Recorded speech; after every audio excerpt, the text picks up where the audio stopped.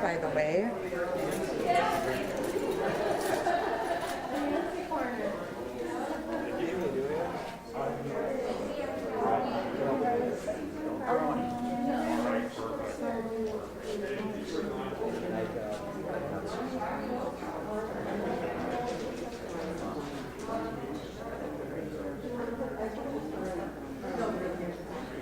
You have it all.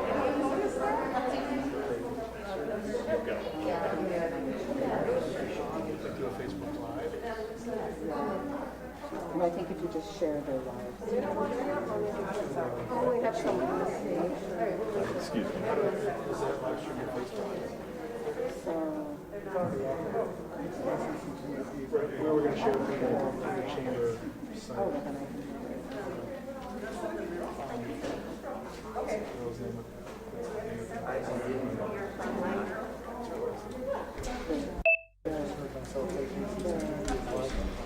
The one over at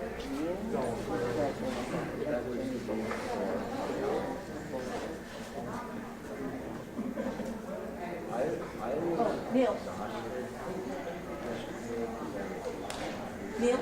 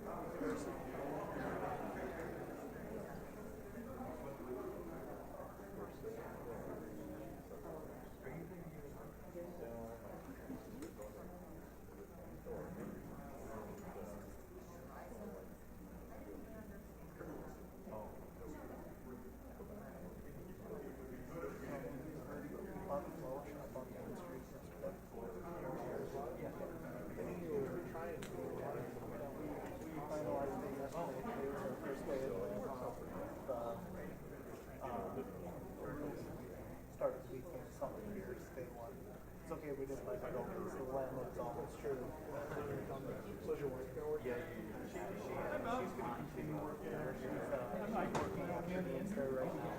And we're probably just gonna keep going. Melissa will be the day-to-day operations person, and I will just work from here this afternoon and fill in as needed. Is that what you're talking about with the name? Yeah, we got the name rights last week, so we actually bought the rights to the name before we bought the business with the name. So Awesome. Congratulations. I haven't noticed. I really haven't noticed. Really? Oh, that hurts.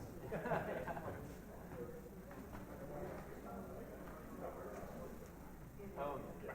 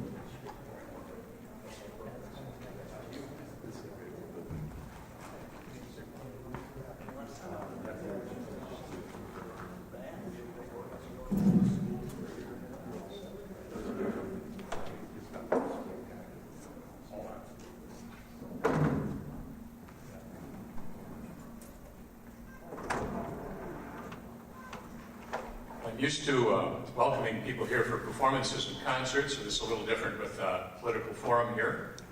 But good evening, everybody, and welcome to the 2020 Candidate Forum, sponsored by the International Falls Area Chamber of Commerce. My name is Ward Merrill, and as Director of the Bacchus Community Center, I extend a warm welcome to all of you. Thanks also to our candidates who have joined us for this evening. We're glad you're here. I'd also like to welcome our audience members and thank you for attending this evening's event in person and live. We also recognize this evening our remote listening and viewing audience and thank them for tuning in to tonight's forum as well. In addition, extend a thanks to all those involved in putting together this evening's event. K104 FM for the live broadcast of tonight's forum, KCC TV for live streaming the event as well as recording the forum for future broadcasts.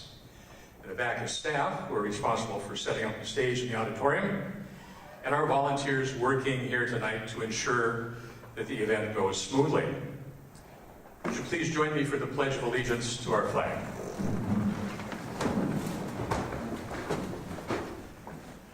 I pledge allegiance to the flag of the United States of America and to the republic for which it stands, one nation, under God, indivisible, with liberty and justice for all. And now it's my pleasure to introduce and welcome Mike Bolstead, who will cover the forum outline and the rules. Mike? Thank you, Ward. Welcome. Excuse me. My name is Mike Bolstead. I gotta put not that I need my glasses to know my name.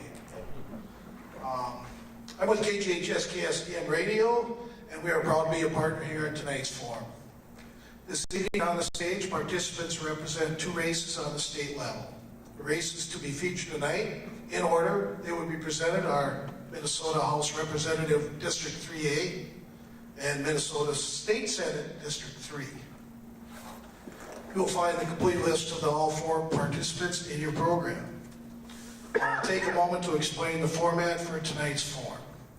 As each particular race is featured, those candidates will come forward and be seated at the table on the stage, right here.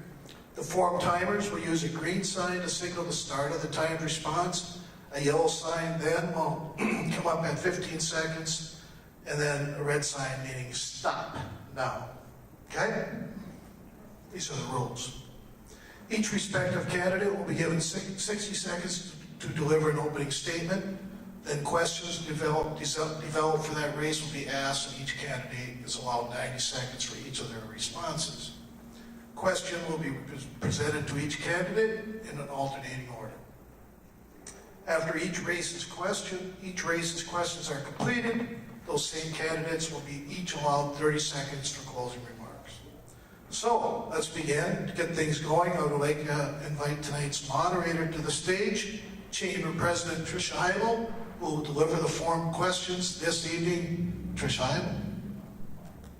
Thank you, Mike, and thank you, Ward. Page shuffle here quick.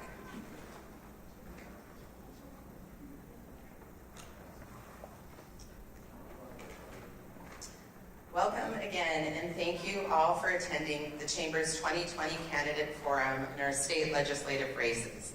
It's exciting that we were able to have anybody with us in the audience tonight. We did set up for a virtual crowd, so welcome those also who may be watching on the internet or listening on the radio tonight.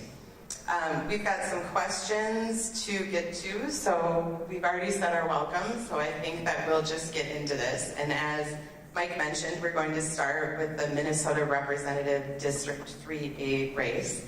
With us tonight is Representative Rob Eklund, the DFL incumbent, and Thomas Mannanen, the GOP challenger. Please come to the table. Welcome, Tom and Rob.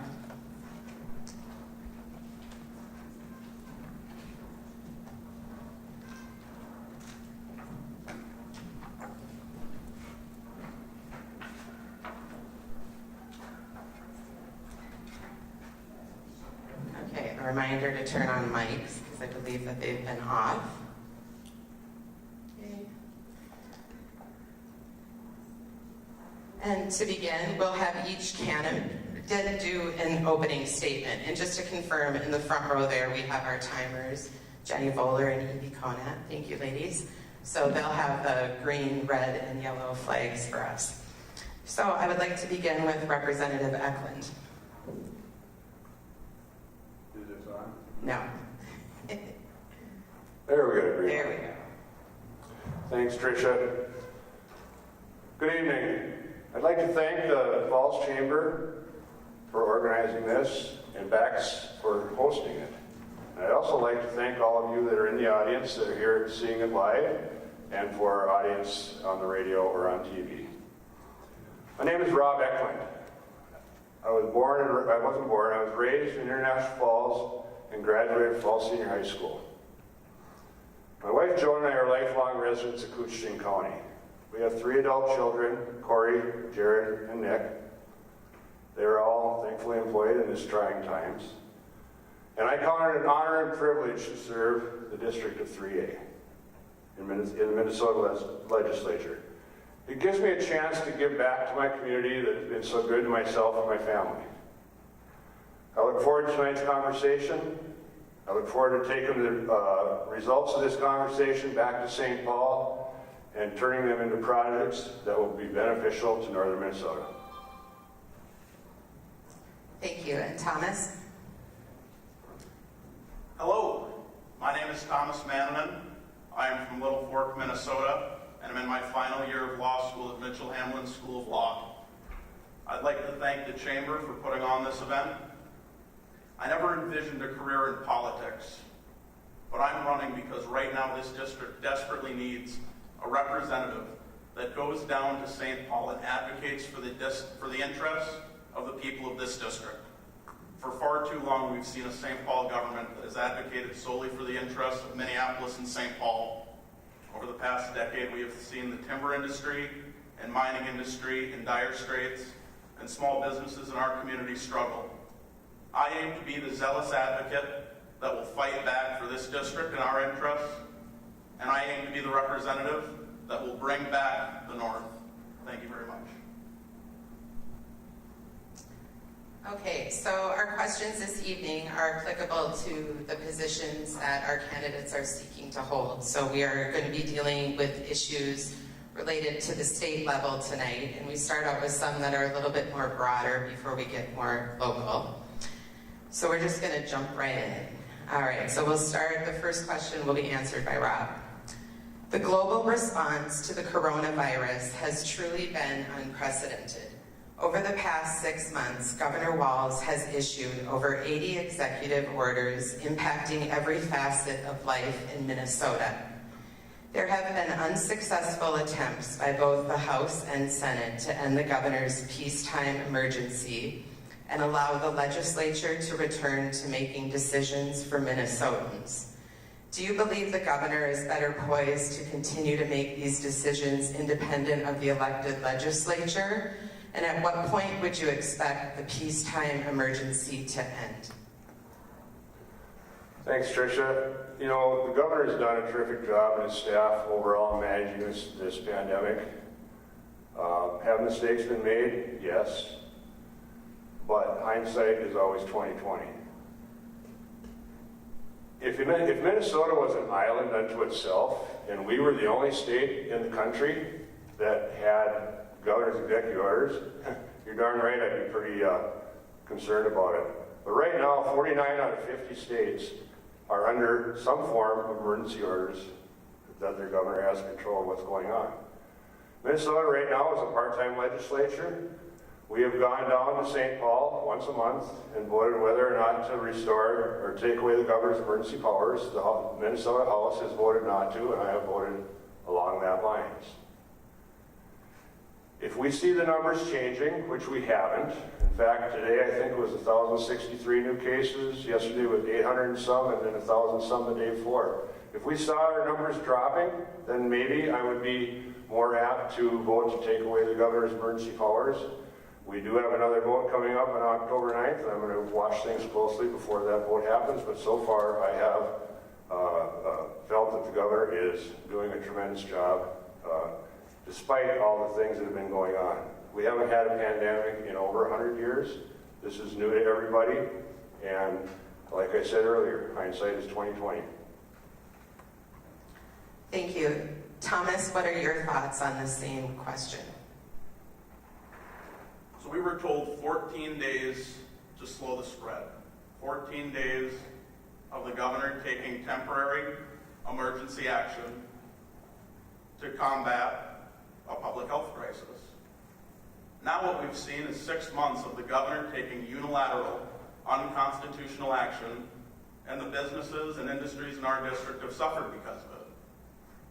What we've seen is legislative action taken by an executive body without the voice of the people, without the voice of the representative from this district. We need to look at this as how do we want the governor, the executive of our state, to govern? Do we want him to do it by himself, or do we want the legislature to reclaim its possession as a co-equal branch of government? Because there are two parts to this: what should be done and how should it be done.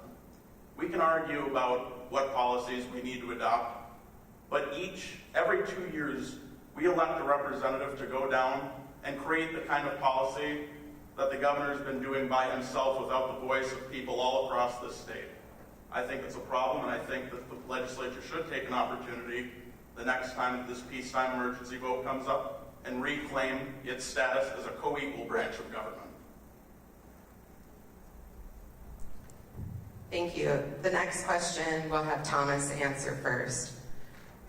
During times of crisis in our nation, we have seen conflict and debate arise regarding the role of federal government versus state government. This issue came up again over both the handling of the coronavirus as well as the riots in Minneapolis that occurred after the death of George Floyd. Are there times when you believe the federal government should intervene in state affairs without being asked first by the state? And if so, can you provide an example of the type of occasion when you feel that would be appropriate? For 3 days, we watched on national television as an insurrection took place in our largest city in this state. For 3 days, the governor did nothing. He could have deployed the National Guard. He chose not to. Communities, businesses were destroyed. The federal government, if the governor decides to abdicate his duty, his constitutional duty, to protect the citizens and communities in this state, the federal government can and should intervene to restore law and order. It's unfortunate now. We see the governor wants us to pay for the damage and destruction that took place in Minneapolis. They will take it out of the general fund, which is tax money that comes out of the pockets of people in this district. If an insurrection were to occur again, I don't have faith that the governor would fulfill his duties to protect public safety and deploy the National Guard. So I would encourage the federal government to step in and restore law and order, because I don't think the people of this great district should have to pay twice for communities being burned down, lawlessness in our streets. It shouldn't fall on the backs of the people of this district. Rob, what are your thoughts on the role of state power versus federal power in the related question? So the governor did call out the National Guard and help quell the riots that were down there. But I think what we need to talk about before we talk about that is the underlying cause of what happened. We had a law enforcement official kneel on the neck of a citizen of Minnesota for 8.5 minutes. The root cause of what happened needs to still be developed and worked on in the state of Minnesota and in the United States. Now, should the governor have called out the National Guard earlier? Probably. But again, we're talking about hindsight. But I do not believe that we as a nation are ready for our federal government to start stepping in and taking care of incidences in states. I do not believe that that is the proper position at this time, because I do not believe that the United States is ready for that type of martial law. Once you do it one time, how easy is it going to be to do it the next time? The governor of Minnesota, the governor of the state, has control over the National Guard for doing this type of duty, and that's the way it needs to stay. Thank you. The next question will first be answered by Rob. The recent, and I promise this is the last one. The recent riots in Minneapolis damaged over 1,500 buildings, destroyed vehicles and personal property, and resulted in nearly $500 million in damage in the metro area. Earlier this summer, with your support, the House passed the bill H.R. 132, the Promise Act, that would have taxpayers throughout Minnesota fund repairs in the Twin Cities from the riots. If passed by the Senate, this bill would also trigger a sales tax increase and an investigation into the law enforcement and National Guard responses to the unrest. Could you please share your thoughts on your support of this bill? Whenever we have disasters in the state of Minnesota, no matter what the disasters are, the citizens of Minnesota come through and help repair what went on. I was chair of the county board when we had the last flood up here. The state of Minnesota immediately jumped in and helped. Now that's a natural disaster, but it was a disaster. The Promise Act, the bill that you mentioned, I voted for. It took, I believe, 160 some million out of the general fund, and then would have created a taxing district in the 7-county metro that would have put a 0.125% sales tax on the 7-county metro. believe it's the right thing to do. The 7-county metro is the economic engine for the state of Minnesota. Far more money flows north to northern Minnesota than flows from northern Minnesota to the metro. So we need to fix and rebuild Minneapolis, and I stand ready to be part of the talk, part of the solution, and to come up with the alternatives to taking care of this problem down there.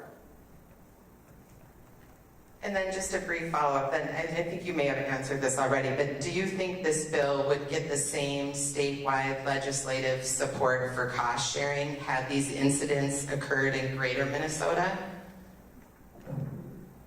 Yeah. Yes, I do. Sorry. Okay. Thank you.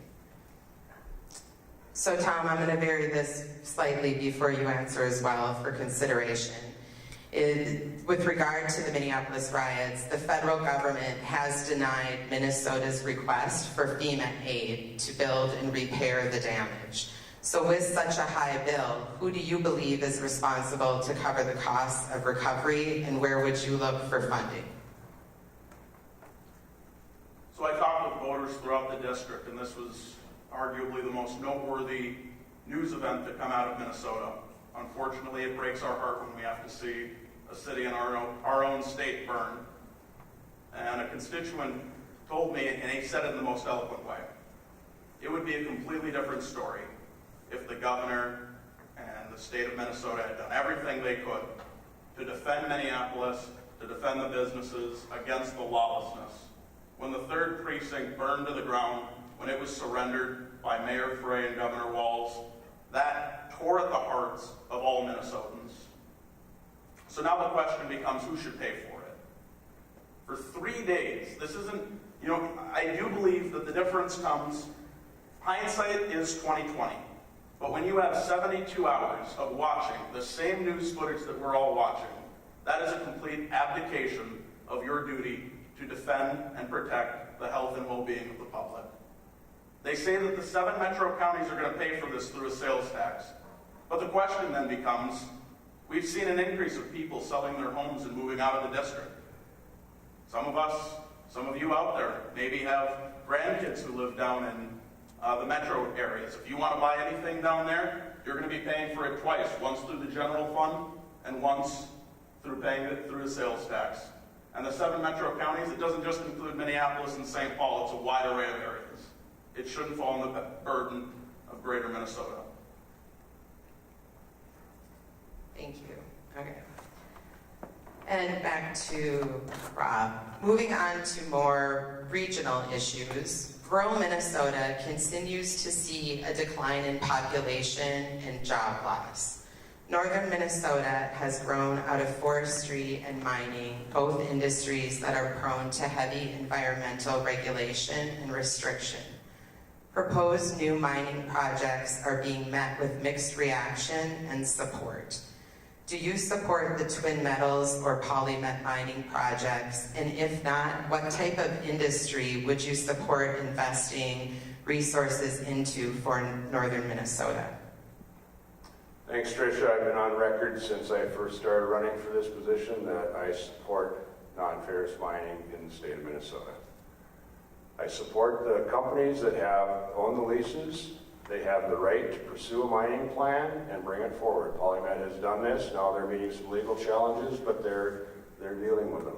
Twin Metals, last summer I was invited to their project labor agreement signing. The reason I was invited to that signing is because I'm a labor guy. I want to make sure that when that mine is built, it is done with union labor and union workers, the ones that know how to do it right and will not allow a company to take shortcuts that we don't want to have. So yes, I do support the non-ferrous mining in Minnesota. Thank you. Thomas, what is your position on these mining projects as well, or alternate industry for northern Minnesota? We are blessed. We are very unique, not just in the state, in the world, with our abundance of natural resources, whether it be timber, cobalt, copper, nickel, iron. We are very unique in that regard. The DFL adopted as its party platform a 2-year moratorium on copper nickel mining. You go to St. Louis County, if you go to the project of Twin Metals, they can provide 750 full-time jobs, 1,500 runoff jobs, and the Democratic Party came out unequivocally and said, we oppose this project. Twin Metals has the utmost respect for the environment. The people who are a part of that operation have lived on the Boundary Waters for years. They're the last people in the world who would want to harm the environment. For the Democratic Party to come out in complete opposition to Twin Metals, PolyMet, the Enbridge line, sends a message to Greater Minnesota. It sends a message that says, we are against the blue-collar American, we are against the blue-collar worker, and we are going to oppose these kinds of jobs. If elected, I will go down to St. Paul and I will defend with every fiber of my being the right of northern Minnesotans to safely and efficiently utilize the abundance of natural resources we have beneath our feet. We can do it safely, and these jobs will sustain communities like ours that desperately need good-paying jobs to keep our families in this district. Thank you. And Thomas, we'll have you start on this one. Koochiching County, along with much of rural Minnesota, again, has been losing population for decades. We hope this trend not only stops, but numbers turn around and we see lost population return to our county. What ideas do you have to bring back jobs and people to your district? Is there a particular industry or feature you believe we should capitalize on? It breaks my heart to see people have to leave the state, leave the district to find work. It shouldn't happen. I went to college at Moorhead, which is a border town of North Dakota, and I noticed an abundance of economic growth and development in North Dakota, but Moorhead didn't experience similar economic growth, and I wondered why that is. So I talked with business owners, and they said the same thing. Minnesota's business climate is one of the most unfriendly in the country. It's because for far too long we've operated under a metro center style of government that doesn't care about keeping good paying jobs in these rural communities. So one, we have to rethink our entire policy considerations with regards to businesses. Small business owners say how hard it is to operate, and we have to ensure we're doing everything we can so they can thrive. And as mentioned before, the timber and mining industries are industries that are struggling right now. They need our help. Over the past 10 years, they've seen a decline. The timber industry specifically, if you talk to loggers, if you talk to people who work in the industry, they said, we need new timber markets. We've seen shutdowns of mills, we've seen shutdowns of all of these, Keytac, whatever it may be. And it's because Minnesota is not open for business, and it's because we're a metrocratic centered. We should start thinking about rural Minnesota and zealously advocate for the people who built this country, who built our communities, and made them great. Thank you. Rob, based on your experience, what do you see as a strength or opportunity for our area? Well, number one, since I've been at the legislature, I've been the advocate for true border-to-border broadband. This session, we passed a bill for $40 million, $20 million for each year for border-to-border broadband grants. I truly believe that providing broadband to Greater Minnesota is the true new economy of the North. When I was a county commissioner, I went to economic development classes every time I went to training. And one of the biggest things I remember out of taking those classes is that every city in the state of Minnesota has got an empty industrial park. We're all fighting to get industry here. But we bring true border-to-border broadband to every house in the district, just like rural electricity was in the 1950s. That's where we'll see the boom in jobs. Right now, our real estate market is doing fantastic. It's because people are moving out of the cities, like my opponent mentioned earlier. They're moving out of the cities, and they're finding that they can live here in rural Minnesota. So that's where I think the population and the economic growth will be. Thank you.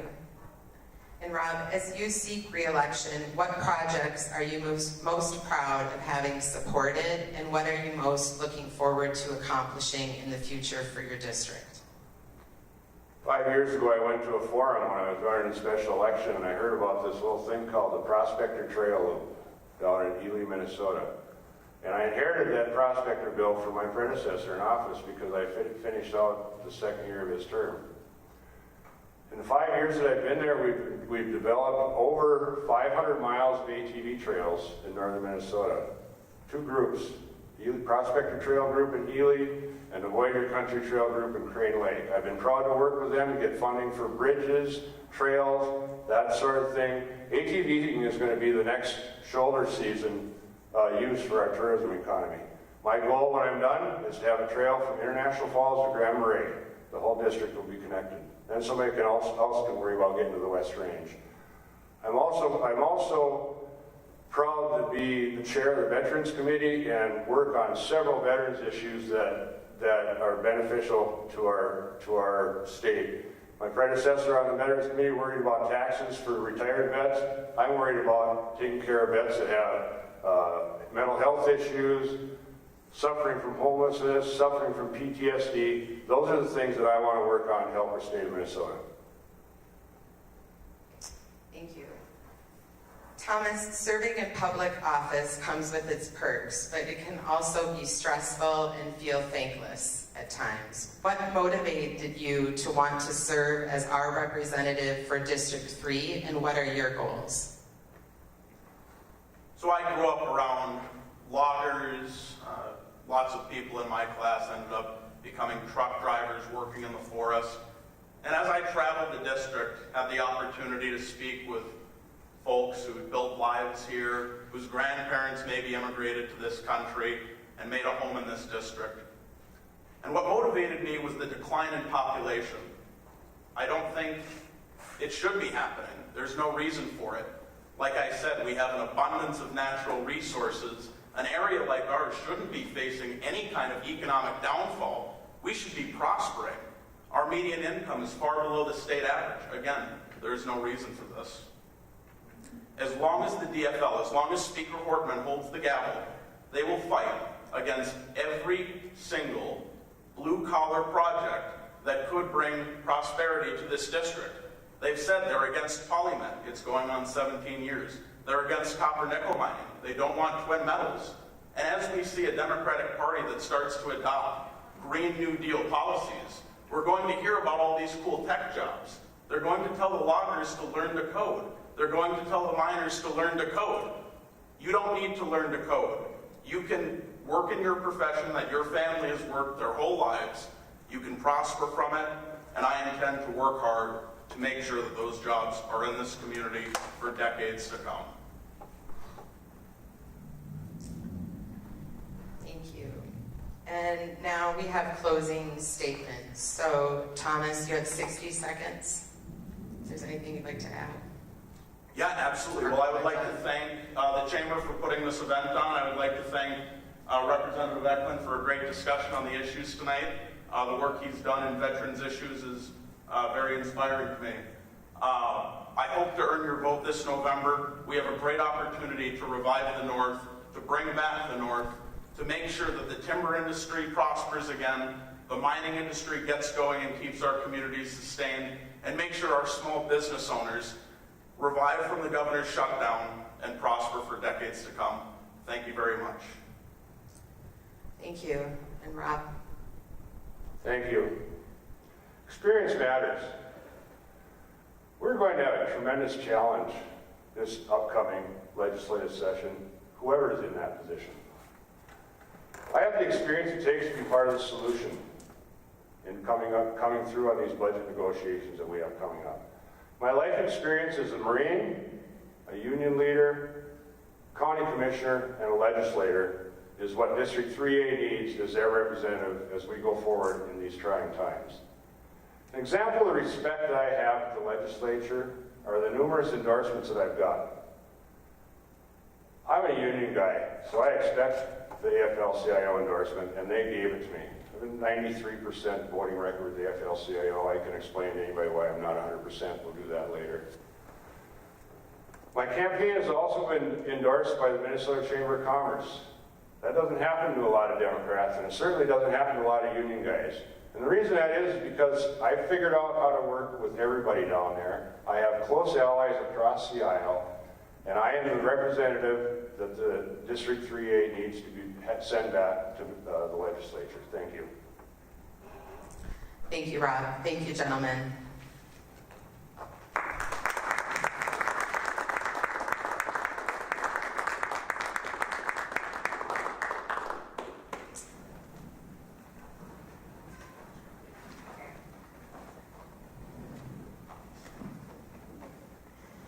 Okay, next up, Minnesota Senate District 3. Our candidates with us this evening are Senator Tom Bach, our DFL incumbent, and Christopher Hogan, the Republican challenger. Welcome, gentlemen.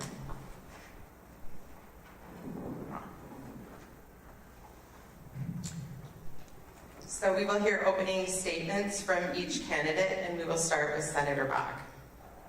Well, thank you to the Chamber, to K104, and to KCC-TV for making this whole thing available to the broader public.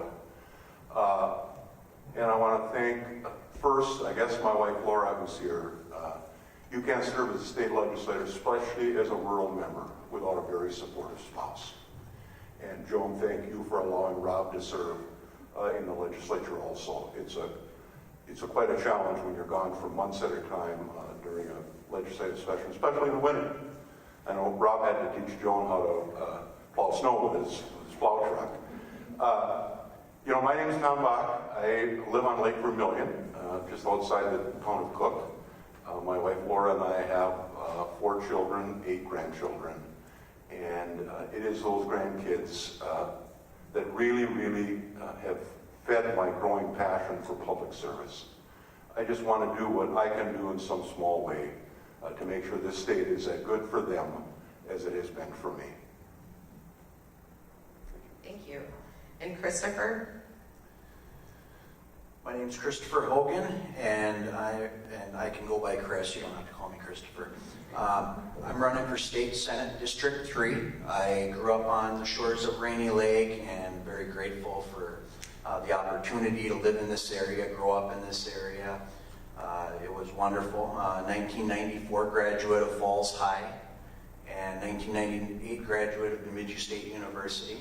Grew up in the tourism business and worked at a number of small businesses in International Falls to get through college. And the last 20 years I've been a commercial lender, originally working in International Falls for about 7 years, and then I did 5 years in Bemidji, and the last 10 years or so I've been in Duluth. And that perspective of working with small businesses gives me a unique perspective of the challenges that businesses and industry and families face. And I think that I can bring passion down to St. Paul and serve the residents here. So. Thank you very much. So our first question we will ask of Senator Bach.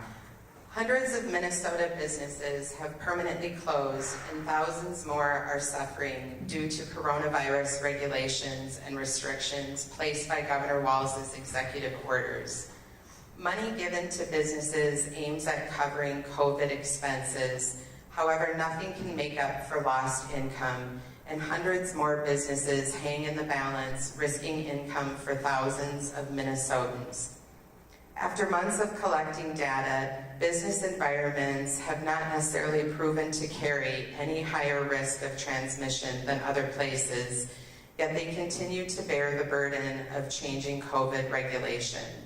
At what point do you think we can open Minnesota up and/or end the governor's peacetime emergency? Well, I think that will depend on what the infection rates look like going forward. And we don't know. I just can say, I think the most important thing that I'm going to say tonight, and please take this to heart, we have to get our arms around this pandemic. We are not going to have a normal economy. We're not going to have normal schools. We're not going to be able to go to church in places like we all want to until we get our arms around this infection rate. So please, follow the recommendations of the CDC, the Minnesota Department of Health, as you're out networking in your community so that we can lower the transmission rate and get back to normal as soon as we possibly can. There is just no way to get a normal economy going here until we reduce some of the transmission in this. Thank you. Chris, what are your thoughts on the same issue? The COVID pandemic, it's a serious issue. It needs to be taken seriously. It's very contagious.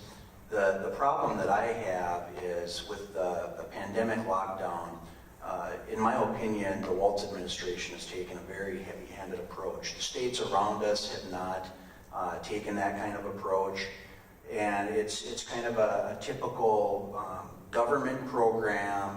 The emergency powers were one size fits all. You can't compare the metro area to greater Minnesota. You can't compare a tourist community to a farm community. And, you know, the way that small businesses were told to shut down, you know, my wife owns a small gift shop, 1,300 square feet. There's never more than, 5 people in the shop at a time. And to tell businesses like that they have to shut down while the big boxes remain open, that seems a little bit ludicrous. I understand the importance, senior citizens must take care, people with immune deficiencies must take care, and we need to respect the issues there. But I'm very concerned that, what if the governor decided, okay, everybody turn your guns in? Well, stuff would really hit the fan. When you tell people they can't go to church, that should hit the fan too. And clergy and board members, I think there's a way to go to church. And I think that Walz has taken a heavy-handed approach. Thank you. We'll have Chris start the next question. Based on the COVID regulations, data tracking, safety requirements, that many businesses have opted to remain closed. Those that have chosen to open and operate under regulation have done so with great concern regarding the unknown liability of COVID spreading amongst their employees and or customers. What is your position on creating COVID-19 lawsuit legislation to protect small businesses? And do you see this as a state or federal issue? Most issues I see as state issues. I think that the more we can do at the state level, the better, and I would support that at the state level. It's something that, I'd have to look at, as far as the cost goes. I'm sure it would be costly. But, when in doubt, whether it's a state responsibility or a federal responsibility, I would always err towards the state responsibility. Hopefully it will recede quickly, and if not, then we'll have to cross that road when we get there. Thank you. Tom, what are your thoughts on the same issue regarding lawsuit protection for small businesses? Well, I'm always a little skeptical when people take away people's right to go to court.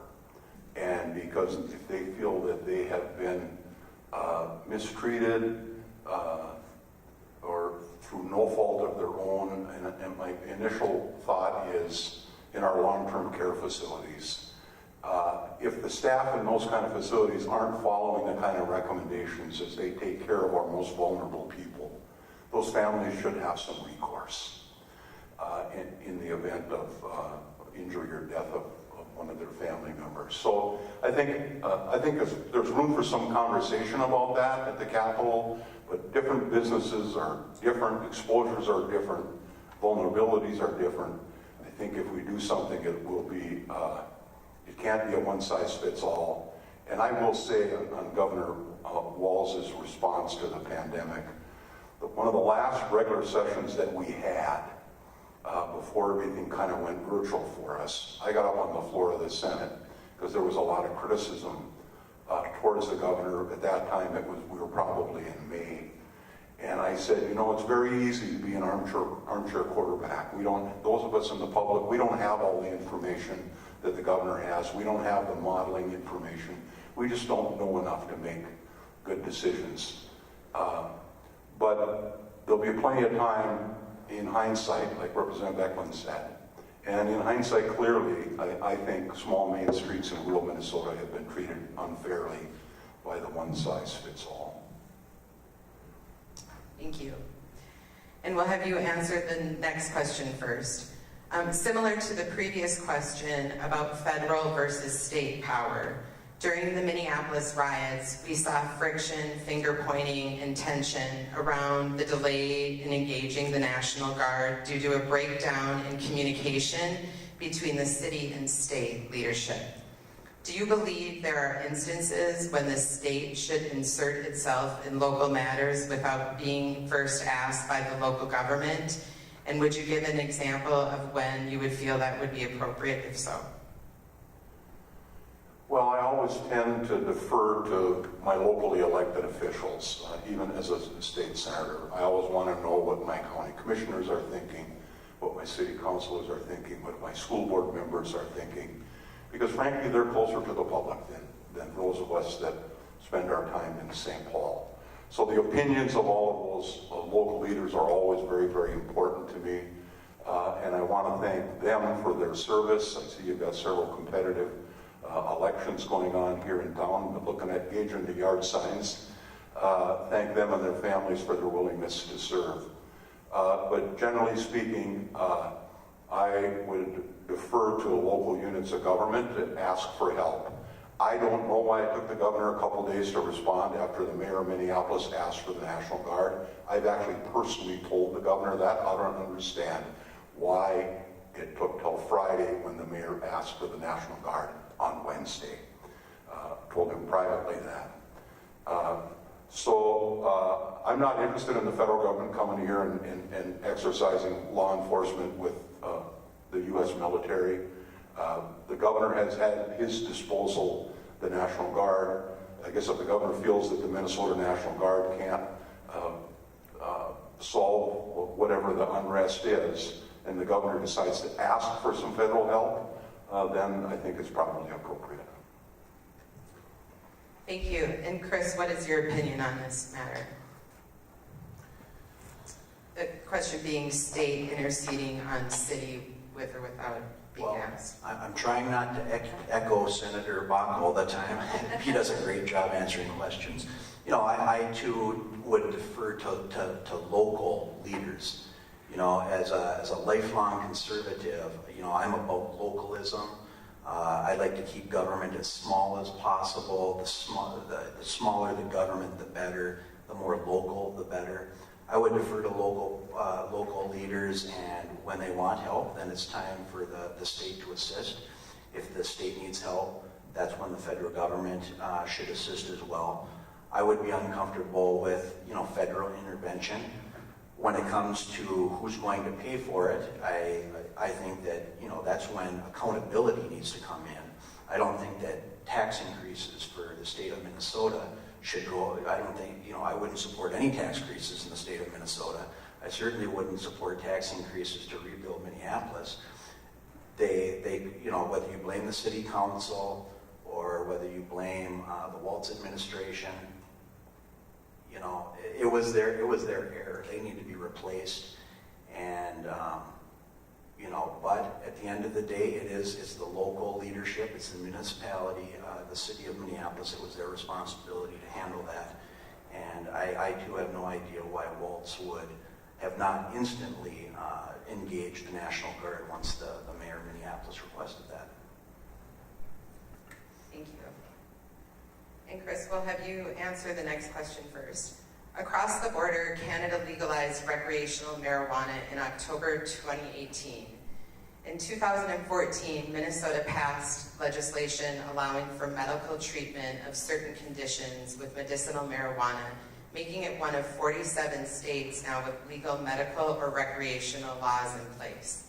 Do you support Minnesota expanding their marijuana laws?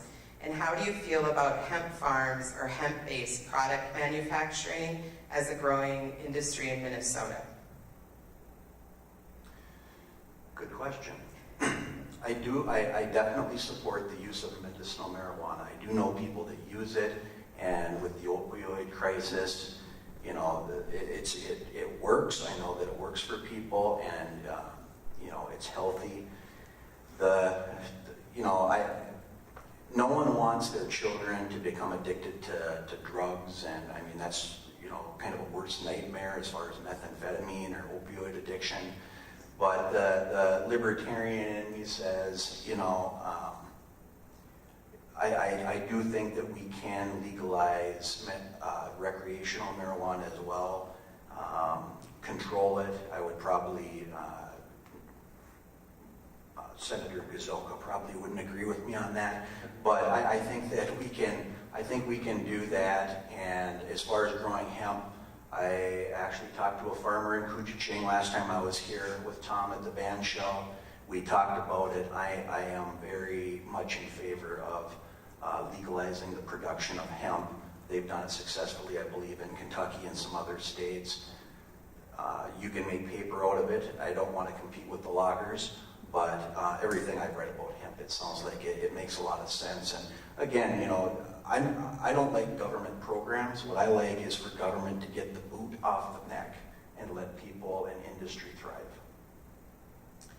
Thank you. Tom, can you share your thoughts on the medicinal or legal marijuana and any differential for hemp? Well, I want to take just a minute. At the risk of offending former Governor Dayton, I'm going to tell you how medical marijuana happened. There was a significant move for Minnesota to allow the use of medical marijuana in 2014. A lot of families came to the Capitol with children with conditions that medical marijuana would have helped them, things like seizures for epilepsy. They made a very, very strong case. I was the leader of the Senate at the time. I knew Governor Dayton didn't support the bill, and he planned to veto it. So I deliberately didn't want to get into a firefight with the governor. But then all of a sudden they started protesting over it at the state residence, the governor's residence. And he invited them in, as he often would when people were protesting out at the gate. And he said, well, the legislature's hiding behind their desks. Why don't they just take the bill up and have a hearing on it? Well, I was on the floor of the Senate when that happened. I went down to my Health and Human Service chair, Kathy Sharon from Mankato, and I said, I want a hearing on the bill this week. And the Senate started to move it. We ended up passing it into law.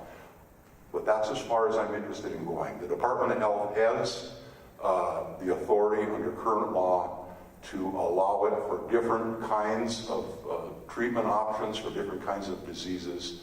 I'm not interested in recreational marijuana.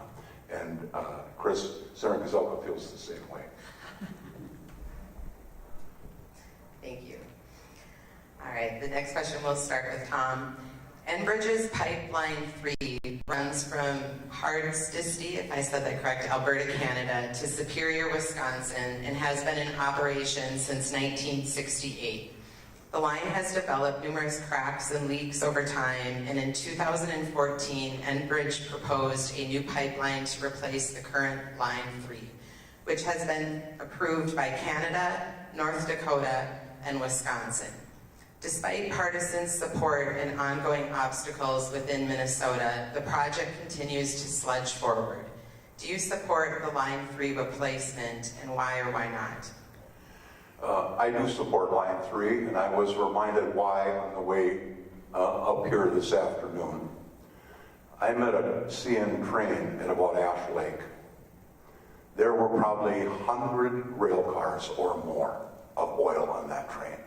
That is not the safest way to move oil. Because the refineries are going to get their oil, whether it comes by rail or truck or through a pipe. The safest way to move it is through a pipe. We have an existing Enbridge line that's 60 years old. This is a replacement for an existing line that the integrity of that pipe is very questionable. Someday it's going to leak and we are going to have an environmental disaster. I want to thank Enbridge for being willing to put up $2.6 billion and work through the regulatory process to get that pipe replaced.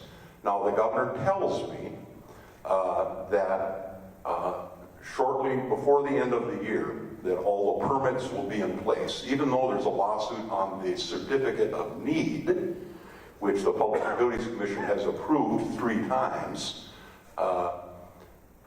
Once the court rules on the certificate of need, the governor tells me that the permits that are necessary for the construction will be in place. So I do think, unless there's an appeal to the Supreme Court and the Supreme Court overturns the certificate of need decision that the PUC has already approved, I do think it's going to happen. I think it should happen. Thank you. Chris, can you share your thoughts on the Enbridge Line 3 replacement also? I too support the Line 3 replacement. I strongly support it, and you know, I think what we need in this state is we need regulatory reform, and we need environmental regulatory reform, and we need to start fast tracking some of these projects, cutting red tape. And you know, I guess fortunately for me, but unfortunately for Senator Bach, it's his party, the DFL, that is constantly opposed to these projects, whether it's non-ferrous mining, Line 3 extension, Governor Dayton blocked Line 3 extension, and Governor Walz did, you know, just a few weeks ago. And it's just hurdle after hurdle after hurdle. And, you know, it's evident that the DFL is a metro-centered party, because we just, you know, anything that we want to do up here, they're opposed to. And, you know, the DFL, it didn't happen just this year. It's evident this year because it's a presidential election and Congressman Stauber and people are fired up. But I've been involved in the Republican Party politics since 2001. The DFL keeps moving further and further to the left. The senator, I'm sure, agrees with me. The DFL left Senator Bach in January of this year. But the DFL left all of us up here a long time ago. Trish, can I respond? I got something that might be helpful to people that are watching. Nobody would like to streamline the environmental review process in a regulatory environment more than me. We're a region of the state with heavy industry. But here's the challenge. You've got to develop an environmental impact statement. The law requires that, state and federal both. And the challenge is that PolyMet had their permits a year ago, but still hasn't started construction because we're bogged down in court. So even somebody like PolyMet, who was 15 years in the environmental review process, knew that they had to make sure all the I's were dotted and the T's were crossed in that environmental impact statement, or you end up in court. And the companies call court a black hole, because you can't ever get out through the whole appeals process, and eventually they move on to build something somewhere else. So as much as I'd like to do that, the problem is it's a difficult, cumbersome process, but because the courts can intervene, it's lawsuits that really end up being the problem in the whole permitting process. And I just wanted to share that with everybody, because I absolutely agree. I'd love to make it much easier, but the courts are never going to let us do that, because people have a right to sue. And you can ask any one of the companies, the big industrial companies, and they will tell you that. Thank you. It does seem to be the American way. We have the right to sue. Okay, Chris, we'll have you start with this question. Economic development is critical for Coochin County. While we are encouraged by new business ownership and new business development in our area, we have yet to exceed the continual drain of population loss and job shed. What features of our area would you champion investing resources into that you believe would have the highest potential to attract business, workforce, or tourists? That's a complicated question for a short period of time. I have a whole list of unique assets that are in Senate District 3, and that includes Coochin County. You know, we have so many unique assets and natural resources that other districts would kill to have. The reason I'm running is not just International Falls and Coochin County, but really all of the communities. You know, Lake County is kind of a mirror image of Coochin County, demographically speaking, population speaking. You know, so many of our communities, they're decaying. And the only thing, and you know, a lot of people look at a legislator as the main job is to bring home the pork. Well, I'm gonna bring home what I can for Senate District 3. I'm gonna go down there and passionately fight for Senate District 3 and the area around us. But ultimately, the solution is to, get government out of the way and work with industry and work with local leaders. Because the only thing that can sustain our communities long-term is economic opportunity for our youth. And all of the communities, whether it be Babbitt, Silver Bay, Two Harbors, International Falls, I mean, we're in dire straits. I mean, the class size is half of what it was in the early 90s when I went to high school. So, there's all kinds of ideas, and I don't have time to tell you. Tom, based on your experience, what do you see as a strength or opportunity for our area? Well, our natural resources are our strength. I mean, it's difficult when you have some significant obstacles, right? Minnesota's a high-tax state. That's not helpful if you're trying to do economic development. We're a cold weather state. That's not necessarily helpful unless you want to test batteries, right? And around here you see cold weather testing happening. And we're a long ways away from everything with the transportation challenges that we have. So recruiting new businesses to come here is going to be very hard unless it focuses around the natural resources that we have. Clearly there is more room in the wood products industry for additional facilities. PCA probably will tell you, hey, don't talk like that. You'll drive the price of stumpage up. But clearly we have a lot more trees than we're currently cutting. But the population decline is because of a couple things. Families are smaller. Few people have 6 or 8, 10 kids anymore like they used to. And automation and mechanization, you can ask anybody how many people it takes to run a paper machine right now compared to what it took 20, 30 years ago. It just doesn't take as many people. I mean, I think of the mines because I have a son that works there. The new shovels in the mines hold 42 yards of rock in one scoop, if you can imagine. It never used to be that way. So there just are a lot less people because of some of the automation and mechanization. But our natural resources are our strength, and we have a wonderful place to live. A lot of people want to live here if they could find a way to economically do it. Thank you. And then I'm going to ask each of you the same final questions I asked the previous candidates. Tom, as you seek re-election, what projects are you most proud of having supported, and what are you most looking forward to accomplishing in the future for your district? Well, I can tell you as I drive around the district, I want to thank everybody who has supported me because I've had the opportunity in some small little way to participate in an awful lot of things that have happened in Minnesota's Arrowhead region. So I think we'll continue. I think Representative Eklund is right. Broadband is going to be critically important. It is the new electricity. It's a main utility. It's our pipeline to the world. And a lot of those people that like to come here and play, they'd love to live here. And a lot of them are going to. Once we've got the internet connections that they need. One thing about this whole COVID crisis that we're learning is a lot of people can work from home. More than anybody ever dreamt, I'm sure. And I can see it on Lake Vermilion. I have lived on that lake my entire life. I have never seen it so busy. Never.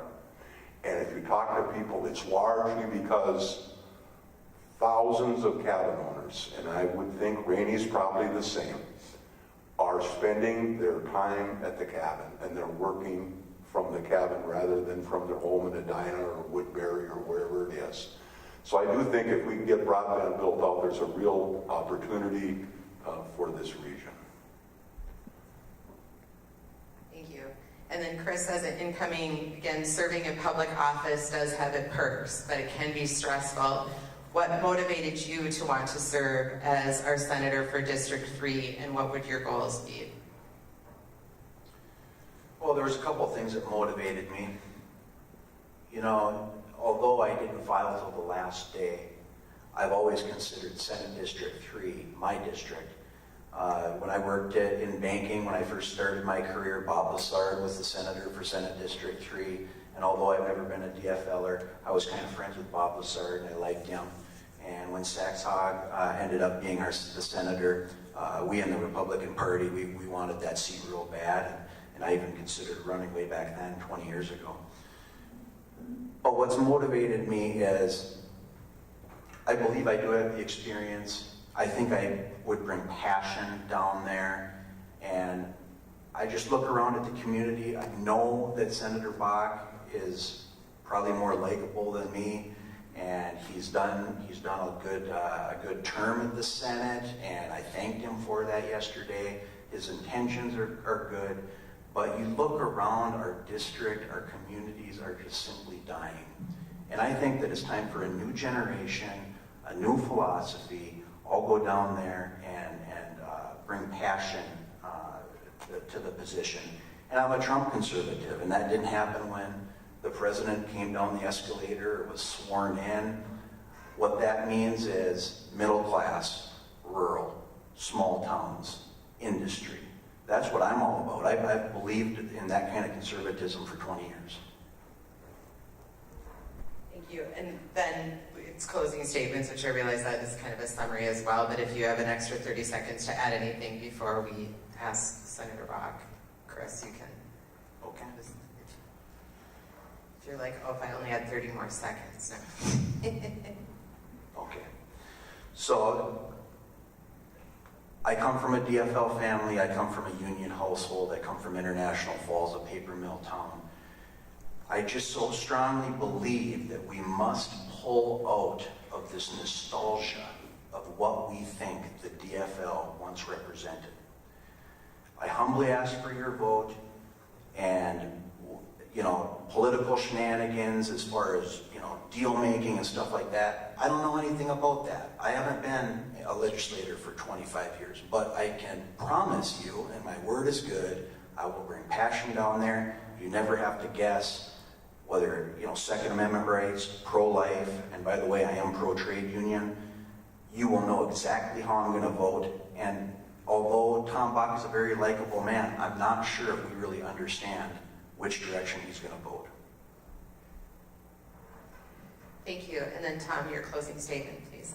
Well, I want to thank everybody for their support over my years of service in the legislature. And I'm always humbled when somebody comes to me and says, Tom, I'm a Republican, but I vote for you. And I hear it often. And it's because I've always tried very, very hard to understand as an elected official that your job is to represent everybody, not just the people that voted for you. And I commit to you as we move forward, if you are kind enough to send me back to the Capitol, I will represent your interests to the best of my ability, whether you're a Republican or a Democrat. And I have always had the well-being of the Arrowhead region of Minnesota in my heart. I will live and die a very proud northeastern Minnesotan and Iron Ranger. And I'll do everything I can to do my best job and ask for your vote on November 3rd. Thank you, gentlemen. And that concludes our candidate forum.